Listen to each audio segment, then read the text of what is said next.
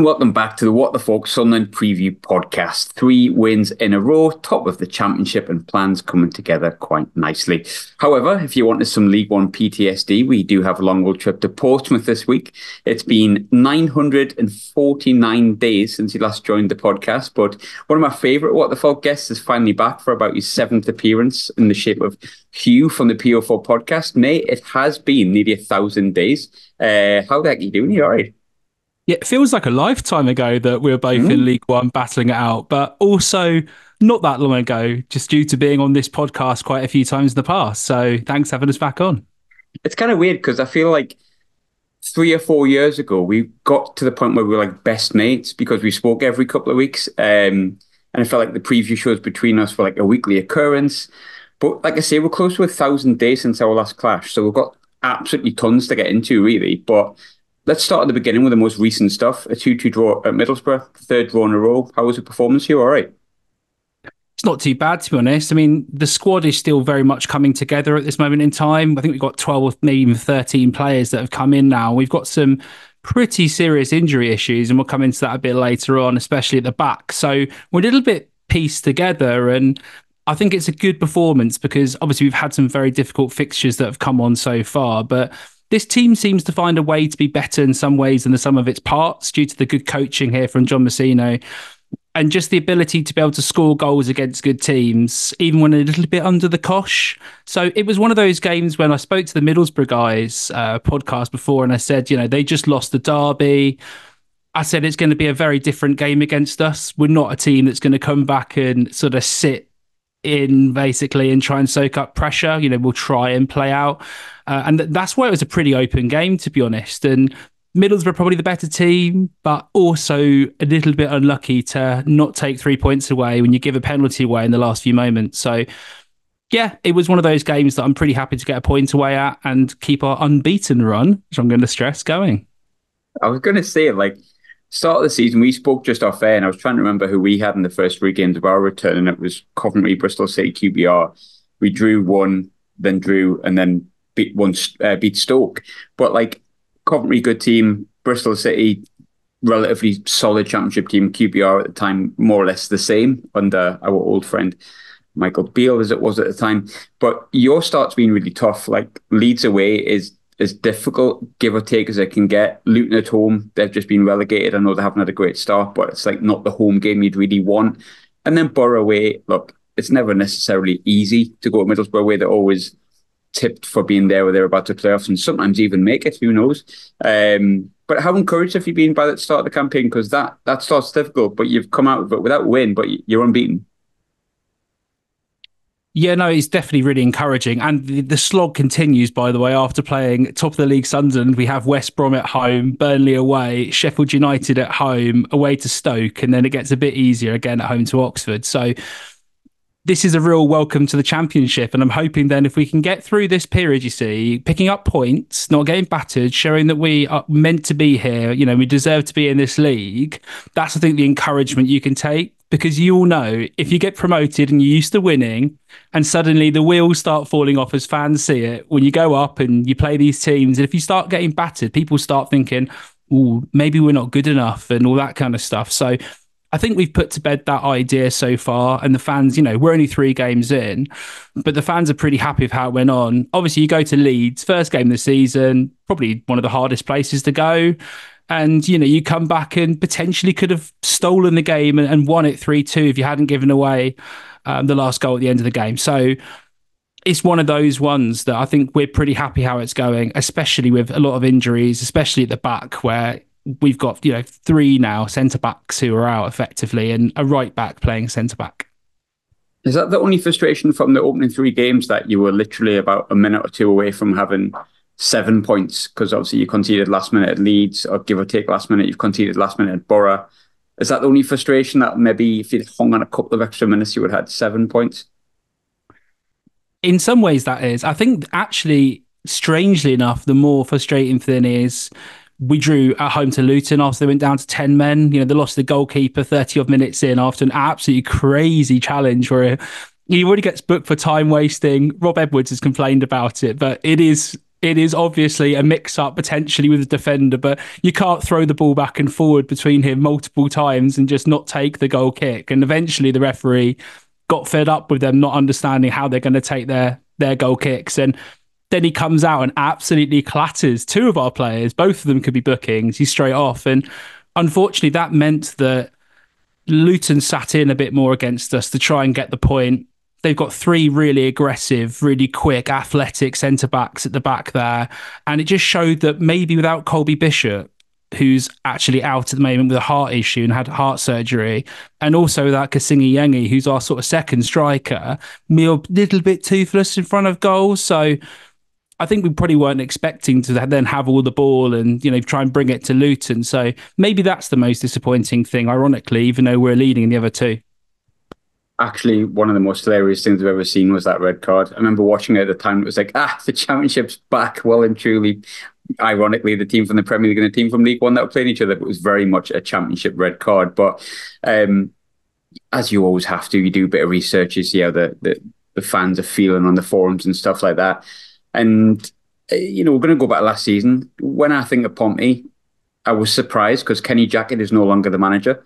Ronan Curtis no longer plays for Portsmouth, and Sean Raggett's long gone. So to say I don't know much about Pompey these days is a bit of an understatement. As I said to you off air before, when we left League One, I forgot about League One about 4 weeks after we left it because I hated it. So I didn't keep much of an eye on Portsmouth or any team in League One. But you were stuck in that sort of awfulness for almost double the time that we had. And I think, I know we had our battles in League One, but I think it's fair to say Pompey are not a League One club. They certainly don't feel it the same way we didn't. But you escaped it last year, which is obviously a big thing. I remember the relief that we felt. But it took you ages to do it. So let's go for the big question first. What changed last year? Why did you escape? When I sat down with the chairman and asked him, what do we got to do to progress the season? This is the year before we managed to get promoted. And he said we need a sporting director, someone to come in and really run the club from a footballing level. That was one of the things he told me. And because I was complaining about certain aspects of the club not being run necessarily like I'd want it to be, the academy, this and that, basically on the pitch and how we look and play football. And then they basically bring in Rich Hughes. And I think he's the catalyst for this, who's our sporting director. We poach him from Forest Green. His previous track record was very good there. He got them up through the leagues. He also got in a very young manager, very like we have now in John Messina with Rob Edwards, an unknown at the time commodity manager who people were like, okay, this is a bit of a risk. And what he does is he revolutionised our ideas on how we look at players, scout players and the system. So Messino's a head coach. He deals with all the footballing stuff on the pitch. And then Rich Hughes effectively is running the show from the transfers and the setup, the academy, the scouting and all that. I think we only had 2 professional scouts when he came in. Obviously, that's grown to double figures. We're looking at video. And we've basically done that thing where we've sort of changed the way in our approach of how we get players. We've got a lot of young players that we've sort of picked up who've got a high potential due to analytics maybe, but decent value. And from there, we just sort of built a squad around having John Messino there and mix that in. So the clever and shrewd football analytics basis with a manager who's also got the same tactical nous and awareness. And Rich Hughes isn't much older either. I mean, John Messino's 1 year older than me, he's 38.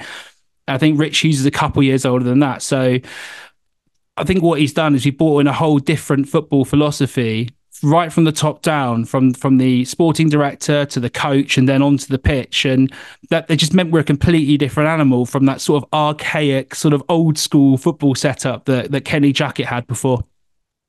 When I looked at Messino, I remember when he appointed him, I say I didn't watch too much League One, but that was like quite a big thing because to my memory, he hadn't had any managerial experience. He came from Oxford as a player, was still playing for Oxford, I think, at the time, maybe not regularly. And I think in his first full season, he gets you promoted. But what I find quite interesting about Messino is that maybe outside of Portsmouth, there's not a great deal of fanfare. Like, we all hear about the Danny Role and how amazing he is. And I'm not saying he's not. I'm just saying, like, the younger manager that does well seems to get quite a bit of fanfare. I remember the Cowleys had a lot of like love when they got Lincoln out of League Two and then non-league and stuff.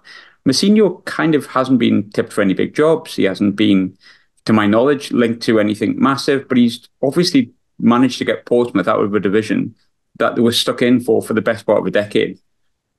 How highly do Pompey fans rate him and what kind of manager is he? What has he done? And why is he not noticed that much? I know that's three questions in one, but hey, why not?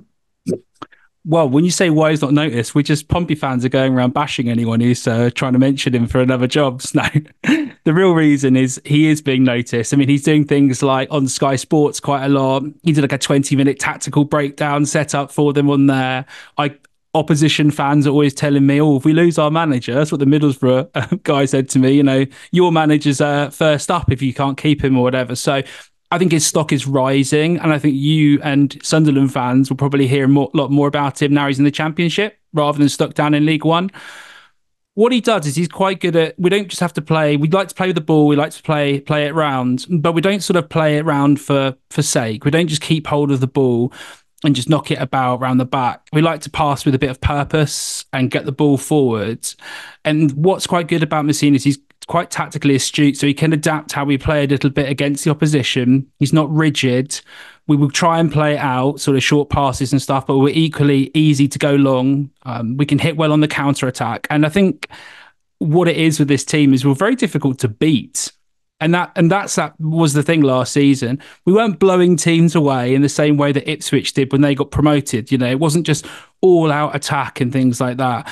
But what we did very well is we took a bit of time to get into games and then sort of cemented ourselves on teams, stopped them playing their game well, and then just overwhelmed them with our sort of attacking three behind the striker who just ended up scoring a lot of goals for us. So we were a team that's very difficult to beat, but in a way that we control the ball in the opposition's half. We press very high. We win the ball back high. We're sort of adventurous in that sense, but we also didn't concede a lot of goals. So just a very well-drilled, well-trained team. And I think everyone knows exactly what their role is within the sides. And, you can slide another player in, next man up, and they play in the system and they know what they've got to do. So I think that's the way. It's very modern, attractive football to watch when it's working, but it's also quite nutritional and it stops teams overwhelming us, I suppose. We're always in games. Going back to last season, it's weird when you have a club as big as Sunderland, and I tell you, one of the greatest days of my life was winning a League One playoff final against Wigan. I've watched the Ross Stewart go back a million times, the clinching goal, and Embleton's goal recently because he's just left.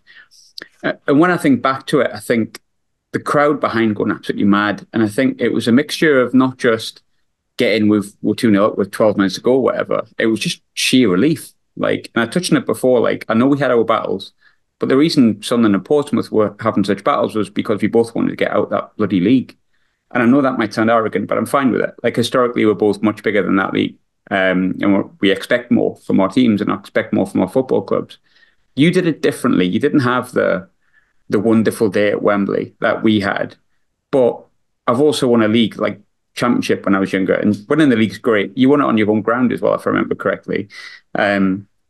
It's a time for celebration, but how much relief did that give you as a Pompey fan? Because I can't remember how long you were in, but what was it, 7 years you were stuck in that division?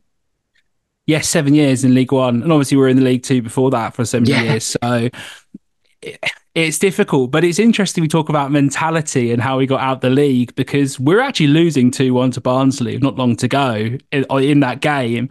And then we get a penalty, score that, and then we score a header to win the game and therefore win the league rather than just get promoted. And we did that quite a lot last season. It was a team that even if we went a goal down, the heads didn't drop. They just picked the ball up, off we go again, 0-0.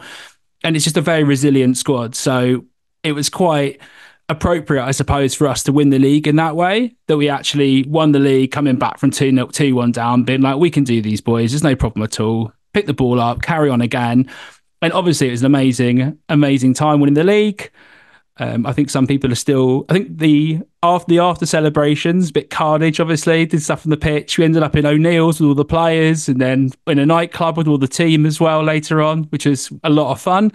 Carrying Joe Morell in, crowd surfing him into an O'Neill's pub. And yeah, it was a lot of fun, basically. And I think that was the thing about the team, and Marlon Pack being our captain from the city, and then having that sort of spirit of, with the fans and that unity that was sort of missing before, I suppose, in the club. Yeah, I can completely understand that. I would say, I hate a strong word, But when you're stuck in that League One, you get a real dislike towards the players because they're just not quite good enough to do what you want them to do, which is kind of a weird situation to be in. But one thing it doesn't build is unity, and that's one thing from the outside looking in that I sort of seen a bit more Pompey. I was like, oh, they've actually done it, because you had that slight wobble, and I went, oh God, no, are they going to do that again? But like that wobble was really, really minimal. When you're looking at Pompey's team, like I said before, there's a lot of players I didn't recognise, and that's literally because I tried to stop paying attention to League One. You'll understand that within about 6 months' time, you'll get it. But then I looked at the players you brought in. There's like double figures there. There's I'll bleep this out if I have time, Matt Ritchie, Andre Giselle, and a few others have come in. But looking at your team, there's a lot of players that are in that team that kind of came up with you. But out of the new signings, there's a couple that have started. Who are the ones that have stood out for you most? Because there's no point in me going to like 14 of them. Who are the ones that have stood out for you? It's quite bizarre, really, because with our recruitment model, it's very much trust the process.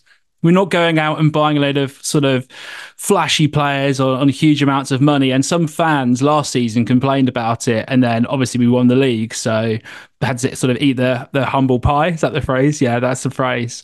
So we look at who we've got now, and it's quite a bizarre mixture. I mean, Andre Giselle, there's no point going into that particularly. People have seen him play for QPR. He is what he is.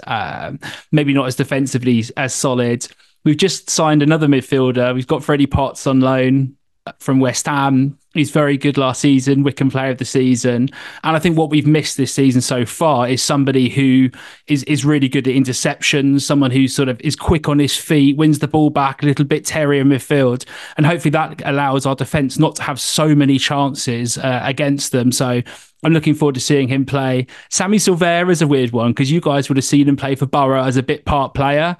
And we love Australians. We're trying to collect them. We're trying to be like the Australian, because we're on the South Coast and it's kind of sunny, I think. We've got some weird thing where we're just trying to collect Australian players. And he's coming on loan from Borough. He's clearly a player who is definitely a player there. He's got a lot of ability. He flashes on the ball. Whether he can bring it together as a wide winger or not, I'm still, jury's out, but he looks quite exciting.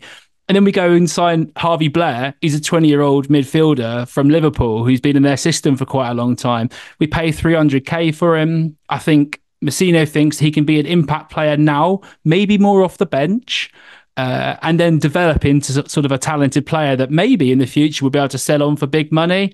It's just a bit of a bizarre mixture of players, and one that's I think you'll think is the most bizarre. So I'll just pull that one out for the interesting fact of being on a different podcast. We've got someone called Abdoulaye Kamara. He's 19 years old, 6'2". We just signed him from Dortmund. Reported fee of about 1.4 million. It's such a weird signing because he came through the PSG academy, went to Dortmund. He's a big, strong, sort of ball win back, progressive run and progressive passes machine. But he's been injured a lot. He's got a huge injury history for a 19-year-old. The club seem to think that's fine. They signed him for a 4-year deal. And these are these sort of risk, high reward sort of signings that we seem to make. And so far it's worked out for us. But whether or not it will continue to work out, I suppose, only time will tell. Looking at I did see that signing actually from, I thought Dortmund. But then I've seen he hadn't played, so I thought maybe he's like a really young kid, but you've explained why he's maybe not played too much recently. He's come off the bench. By the time this is out, well, not by the time it's out, by the time the match comes along, transfer deadline day is going to be done. So there's kind of merit and no merit to this question at the same time. You've signed a lot more than we have. Maybe that's necessity because you've moved division.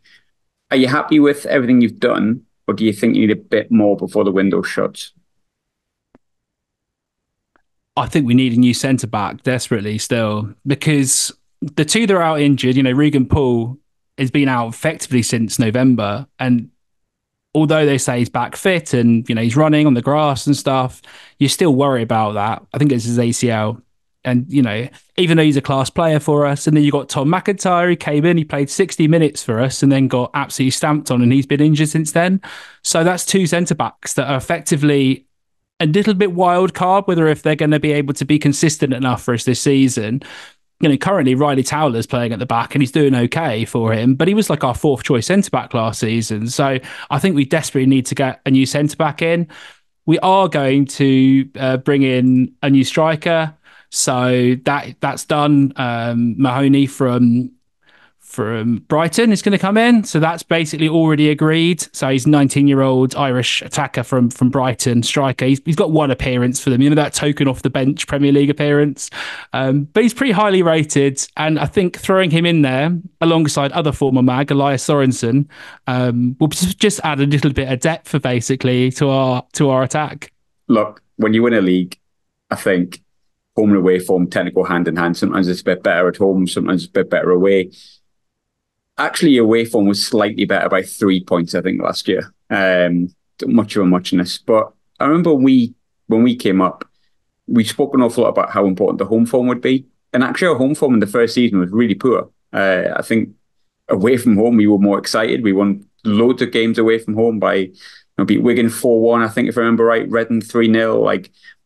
And we kind of played a little bit better off the break. And we kind of went, well, if we can sort this home form out, we finished sixth with really good away form, as it was. We sorted out a little bit. We're quite good at home now, but maybe don't win as many away last season anyway, as we would have liked to. But looking at your results, we've touched on it already. 0-0 at home against 10-man Luton. Away from home, you scored 5. You've gone to Borough, you've gone to Leeds. I'm sure you've looked at Fratton Park as a huge opportunity for you to get enough points to, target wherever you want to target this season. But are you already starting to see that maybe you're going to be a little bit better away from home because of the, should we say, lack of pressure? It's difficult, isn't it? Because the fans are really positive at the moment. So there's not really as much pressure. It's more just, the players are loved by the fans. The fans are cheering them on the whole time. The atmosphere is great. Everyone's a bit happy clappy at this moment in time. So I don't think there's too much pressure at home. I think it's going to be more how other teams set up against us, I suppose. So teams are a little bit looser, aren't they, when they're at home? I suppose the likes of Leeds and Borough, they're going to put men forwards. They're going to try and overwhelm you. And in that situation, we've just been able to capitalise on some pretty sloppy chances, to be honest, and then just create a few good opportunities for ourselves. Callum Lang scoring from outside the box against Leeds. The same, the goal that set up Sorensen was a lovely pass from Marlon Pack, like a fake shot, flat pass straight to him, which did the defender. So I think maybe there's a bit more space. But let's be honest, that game against Luton's a bit of a red herring. They went down to 10 men and they basically sat back in the second half. So it's difficult to tell whether that's a goals purely on a home and away thing or just an isolated incident effectively. But generally speaking, at Fratton Park, everyone's pretty happy. And I think it will be important that we do well enough at home just to keep people happy on side and behind the team. I feel like I keep going back to our first season, but I just remember it's so recent and it was such a good season for us in the way that we literally had, I wouldn't say no expectations, but we were would be comfortable being established. And then we suddenly were incredible. And we were sixth and we had Diallo and Stewart did well and Jack Clark performed and Patrick Roberts was amazing. And even towards the end, the expectations were well, if we can make playoffs, this will be quite funny. And you just never know. What's Portsmouth's expectations? Do you feel a similar way? It's not about, oh, well, if we can just stay up or if we can just do this. It's just this is a free hit. Let's just have a go. I think what I want us to do is just stay up. Yeah, okay, sure. If we're just sitting in mid-table and it's not unmathematically possible that you make a push for the top half and past that, absolutely great. If everything comes together and it's all rainbows and sunshine and Fratton Park is the most cheerful place on the planet, then I'm going to be really happy man generally. But even more smiley than I am today. But realistically, we just want to establish this team. If we could get ourselves into that Stoke position of 17th, wherever they finish each season, and just stay up without being sort of thinking about going down and it being a right scrap, then that would be a really good achievement, because then hopefully you don't have to have the same level of turnover in the squad wise next season. You establish it, your young players get a year older and better, your players who have come up and got used to the championship, they can develop, they get better, and then hopefully the squad, which is fairly young in that sense, grows with the team. and then the season after you want to better that. I think that's where we're at. I don't think we're looking at Ipswich coming up and being like, oh, well, you can get promoted and you can get promoted again because that's how it works. And no, we're not like that. We very much just think we're going to get ourselves, let's just stay up and hopefully not do it in a way that's going to, put more grey hair in my head. I remember I think it was the first time in years, like a promoted team had gone up and got like a top 6 place. And we were like, bloody hell, what an achievement. And Ipswich just went, hold my pint. A bit annoying, but, good luck to them and all that. Pinching our best player, but that's fine. They can have him. It's okay. Now, it's been a long time, realistically, since the days of Chris Maguire versus Brett Pittman. And I'm not sure how much of a chance you've had to watch us. Like I say, I think, now in the Championship, I don't watch a great deal in League One now and again. And when I was in League One, I don't think I watched too much of the Championship either. Kind of forgot about it. And a lot of that was probably down to the fact that we fell straight through it at the time. So we had one season in about 11 in the Championship. So it took me a while to get used to it again. Now I'm well rehearsed in it. But I know some people watch football religiously, and you may have watched Sunderland. And we've done pretty well, to be fair. If we look back, and last season was a slog, and last season had lots of mistakes. But first season was great. We started off this season really well. You're someone who knew us incredibly well in League One, and you've seen our frustrations, we've seen yours. What have you made of Sunderland's growth? Obviously at the minute we're talking, we're top of the league. What have you made of the growth from the outside looking in? I mean, it's substantial growth, isn't it? It's incredible growth. And you're looking like a team which is like an established, really good Championship level team, and especially this season. And I don't mean that in a mid-table way. I thought you'd finish top 6. It was my feeling. And we'll have a joke around later on what Andy said about you on our podcast. But I think personally that I've watched a bit of you play. I've watched your 3 extended highlights and stuff like that. But obviously did a bit of prep for coming on. I was interested to see how Mundell would do with Clark leaving and stuff like that. I was really impressed with him in the last game. I thought he's just really quick, isn't he? And really dangerous to mark, etc. Patrick Roberts seems to be able to put a tackle in as well as score or create. So you got a player there, and then Bellingham in the centre. I mean, he's obviously going to go. I think this could be a season where he improves more and sort of takes it by the scruff of the neck and sort of develops into a player, especially when other players around him are playing well, the team's playing well. That sort of helps a young player. He plays that central attacking midfield. And then obviously you've got the oldies. I know, you've got Circuit at left back. Already know about him. You've got the better Hughes at right back. And then you've got Luca 9 in the centre there, who, I never really thought was a central defender, but I don't know if he's filling in or if he's just developed into that position, has he? Yeah, he's just since we've gone up, just stayed there permanently. It's like the 09 thing would be a story on its own. Still, some people not sure on him. He's been amazing this season. I'm a huge fan. He's now just a centre half, and a good one in my opinion. But yeah, he's just always there. He's probably our number 1 choice centre half outside of Dan Ballard, who's not injured at the minute. Yeah, the one thing I wasn't too clued in with you guys as your strikers, it's something that I wasn't that aware about. I mean, I was having a look. Yeah, I was having a look, and you're playing Mayenda up front. Yeah, young boy. And yeah, I mean, obviously looks good so far this season, but I would think maybe with the Clark money, maybe you guys go out and buy yourself a top striker. Is that on the cards? Apparently we made and hopefully by the time you're listening to this, we've signed him. We apparently made a 5 million bid for Tom Cannon. We also brought in a boy from Russia. He's French, called Wilson Isidore, who's on loan.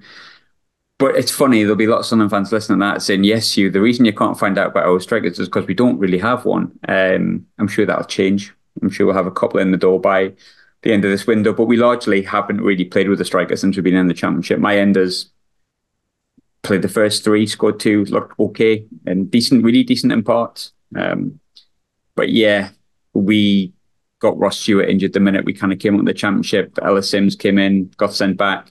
Ross Stewart came back, got injured. We didn't sign a striker. And since then, we've pretty much just played random midfielders up front and young boys.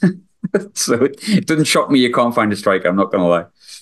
That's sort of what we've been doing though, because Christian Sadie scored 2 goals. He's a number 10, so he's been playing up front. And before that, Sorensen, is he a left winger? Is he he's one of those players you're not really sure. So if Yangi plays, he's an actual striker. So that'd be nice. You can actually look at him and go, "Oh, Pompey actually have a striker." But yeah, I assume you guys would go out and spend some of that money on a top striker. So, but I think that'll complete the squad, and I'd fancy you for a top 6 finish. I don't really know where about that is, and to be honest, I'm still getting to grips with all the different players across the different teams and making sure, because again, this is our first season in the league, so I've just got a lot of homework. Other hobbies have been pushed to the side, watching video, looking at numbers. It's been great, really.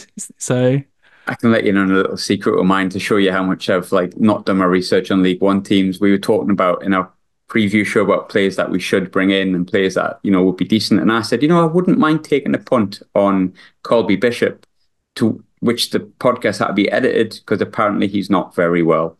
Hope you get well soon, Colby. I've heard it's not great, but fingers crossed you get better soon, mate. But maybe a bad suggestion from my side. But it's interesting I mentioned Colby Bishop because my next question is something I've chucked in recently this season, and people seem to quite like it, so I'll stick with it. Jack Clark's obviously now gone, so the standard answer to this is out the window. But if you could choose one Sunderland player to put into your squad, anyone you want, who would it be and why? I'm just going to nick Patrick Roberts off you. And the reason is I like a player who can score, but also put a tackle in, etc. It seems like a fan favourite to me all round. At the right age, I think we've got quite a lot of good young players coming through in ability, but how old is he? 27, I'm guessing, off the top of my head, something like that. And I'm thinking from that level, he would be that sort of real sort of game breaker that maybe we still haven't got that top level championship talent in our side. So it's probably not the place we need the players the most. We actually have a lot of wide players we've brought in, but for me, when you can get a player of his quality, that you go and grab him by the heels and drag him down to PO4. I think that's a thinking man's choice, Patrick Roberts, and I would 100% agree. Final question, I'm going to have to start changing this. Obviously, prediction for the game, first and foremost. I'm going to have to start changing this the longer the season goes on. You've kind of indicated it already, but I'm going to hold you to it. Prediction for the game on Saturday, and where do Sunderland and Portsmouth finish the end of the season? Oh, do you know what? I've not even thought about predictions, but I'm going to think about the game. It's a difficult one because I thought we were going to lose a fair amount of these games at the start of the season, and then I've basically come across super negative without really meaning to. I was just trying to be analytical and sort of fair-hatted. You haven't conceded a goal yet, and you're unbeaten. You've beaten some decent teams.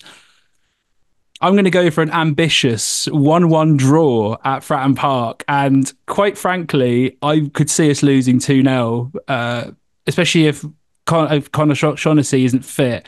I could see us losing, but why not try and be optimistic after my recent tripes and Pompey fans going, "Come on, Hugh, be a bit more positive in life." So I'm going to go with a 1-1 draw, and I think we're going to see a goal from our side from Callum Lang. I feel, oddly enough, I've just wrote it down, and obviously this is not a video podcast, but you can see it there. I've wrote 1-1 alongside my scribbles, which keep me entertained during the podcast. I've also said 1-1. I don't know why people might find that quite negative, but you've drawn loads of games. We're not going to win every game this season, and Pompey away is always a bit of a slog from PTSD memory. I don't think I'll be happy with a 1-1 draw because I've got used to winning and not conceding goals. But there's going to be a point when we will concede and we won't win. And of course, it will be Portsmouth away. But Hugh, I'm going to be on your podcast after this. We're recording literally after it. If people don't remember the League One days and don't remember your show, where can we find your stuff? And if people want to hear my view on Sunderland, which they may or may not want to do, where could they find it? Yeah, come and check out Graham's point of view. It'll be interesting to hear his side of the preview. So yeah, my podcast called the PO4 Cast, cleverly named after the postcode and podcast combined together. It started 6 years ago, and I didn't really think about the analytics of that. If you type it into Google, it just says, "Do you mean podcast?" So not the best, but you can check us out at PO4 Cast or at Pompey News Now on all your social media platforms, whatever. And yeah, you can listen to it anywhere on Spotify or whatever. So if you type it in on Spotify, it should turn up. And if not, you can check out our Twitter page or Graham's, and you can find it there.